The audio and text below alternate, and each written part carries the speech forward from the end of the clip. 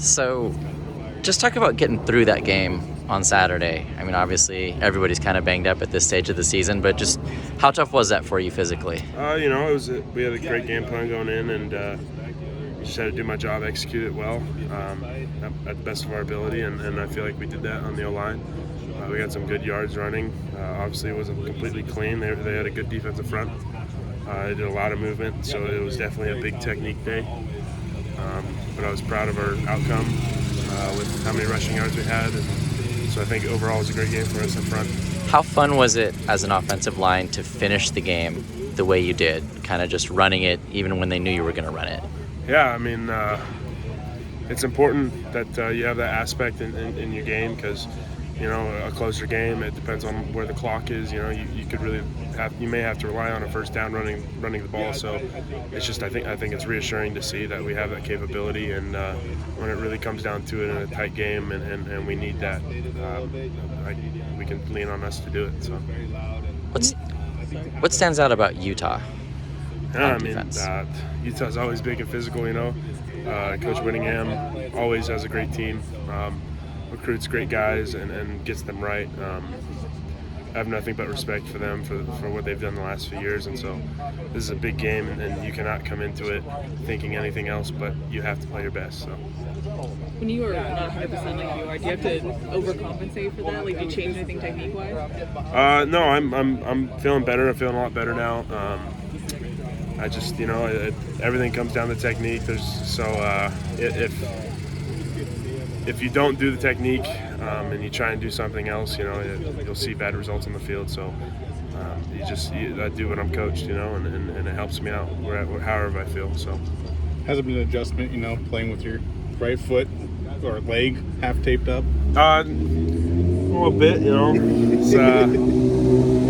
It's a little weird, but I got used to it. I've been practicing with it a lot, and it's helped me out. And I feel great going into games. So. What type of statement do you feel like this team can make the first game against a ranked opponent this year? Yeah, I mean, it's another away game.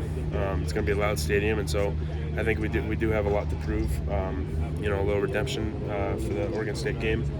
I think now that we have kind of that atmosphere under our belt, I think that we can perform a lot better and execute a lot better. So I'm excited to see how we respond compared to the last big away game. Utah. So in the first half against Oregon State, there were so many of those plays that really got down in the play clock. What did the offense learn from those moments that can translate this week? Yeah, I mean it's tough to always simulate an away crowd, in practice, and so it definitely you got to appreciate everything, and we did appreciate that first half and learning how to properly communicate when you can't hear the guy next to you. So we did value that game, and then going forward, hopefully we can do a lot better in communication. Utah's a good defense who had a bad week. How do you put that into context when you're kind of scouting them? Repeat that? Utah's a good defense, but they had kind of a rough week last week. How do you put that into context when you're scouting them and preparing for them? Yeah, I mean, obviously UCLA came out and they executed a game plan.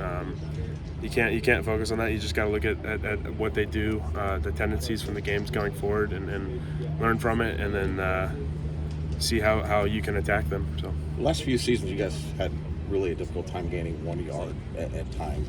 What are you guys doing better this year that's allowing you guys to? It seems like it's almost impossible to stop you guys. Yeah, I mean, credit to all the guys on the starting 11, but also Coach Riley and Coach Henson. They give us a good game plan. They give us good plays to run, and obviously Coach Henson gives us great technique to perform that play, and I think that does make the difference. We're just more technically sound than years past, and you can see it on the field. Thule is tied for the nation lead in sacks.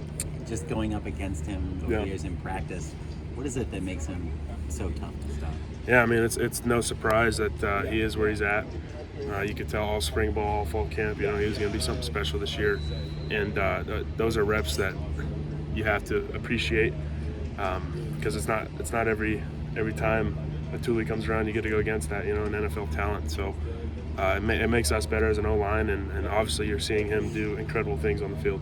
Travis has converted every single 3rd and 4th and short so far this year. Can you just talk about, from the back's point of view, what do the backs have. They're able to do that so consistently. Yeah, I mean, they're intelligent players. They're really experienced. They're patient. At running back, and O-line, it's kind of, you got to be quick, but also patient at the same time to see what the defense is doing. And they do a good job of keeping that patience and then attacking when they get their chance. So I think you can see that on the field.